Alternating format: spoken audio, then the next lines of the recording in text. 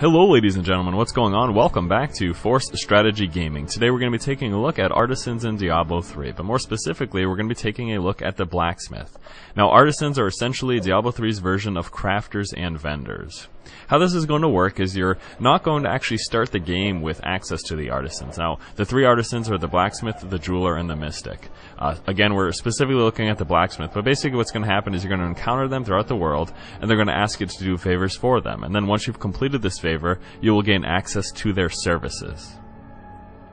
Now, what are these services, you may ask? Well, crafting is going to be the essential focus of the Artisans. They're going to be making items for you. The biggest thing to really think about is that in Diablo 3, they wanted to really make sure that you yourself didn't have to be sitting around doing crafting, slaving over the forge, or whatever you will. They want the main focus, obviously, in this game for you to be out there amongst the world. So what's going to happen is these artisans are going to do the crafting for you. All you have to do is provide them with the material. Now, as you can see here, the blacksmith does sell wares just like any typical vendor would in any sort of RPG. But besides that, they do things much as crafting like we talked about. They can also, of course, repair your items. So this, for the blacksmith specifically, you're going to be able to go to repair any damaged items that you have. Socketing is going to be one of the specializations of the blacksmith. What's going to happen with that is he can actually socket specific items for you, which otherwise don't have sockets. All artisans have the ability to be trained and essentially level up, and that leveling up gives you access to more things through that artisan. And then also there's just a general talk function, which of course is going to be used to find out some gossip or what's going on around the world of Sanctuary. Now we're going to take a quick look at what specifically this artisan can craft. Now the blacksmith himself is going to be focusing mainly on weapons and armor. That's what you're going to get from the blacksmith in terms of crafting. Now what are these items specifically intended to do? Well, crafted items are just meant to be some sort of a replacement or an alternative for gear for your character. So this isn't going to be necessarily all the gear that you're ever going to wear. A lot of the gear is going to be acquired throughout the game, but a good portion of it could very well come through crafting. Now, in being Diablo, as you can see here, there are random properties attached to these, as well as some set. But randomness is definitely a big aspect to it, so you don't always know what you're going to get. And in fact, you may get items that you won't necessarily need. But this is also going to harken back to our trading system, which will hopefully allow us to get rid of these items and maybe even make a profit off of them. Now, as mentioned prior, one of the specialties of the blacksmith is going to be socketing.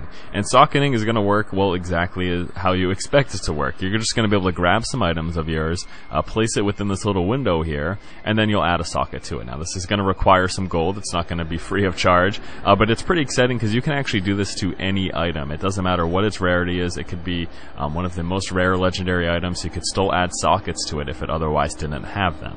Now the biggest driving force behind the crafting system is actually known as salvaging, and salvaging is the means behind breaking down gear that you find throughout the world and then using the items that broken down gear gives you to be able to craft. So you give these items to the artisan. So as you can see here, we're just clicking some gear and then salvaging the items, and then we're given bits and pieces. You can see common scraps, subtle essence.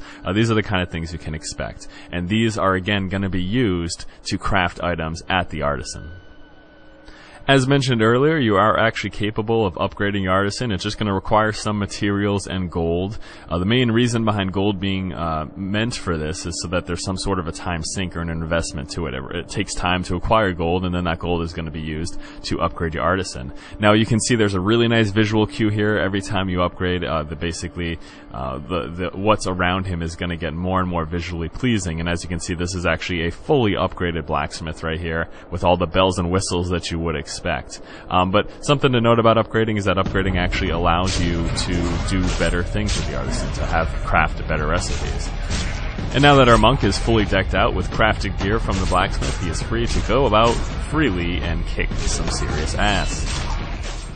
So as always guys, thank you for watching. Hopefully you enjoyed the content. If you did, be sure to subscribe to the channel, and as always, keep watching and keep owning.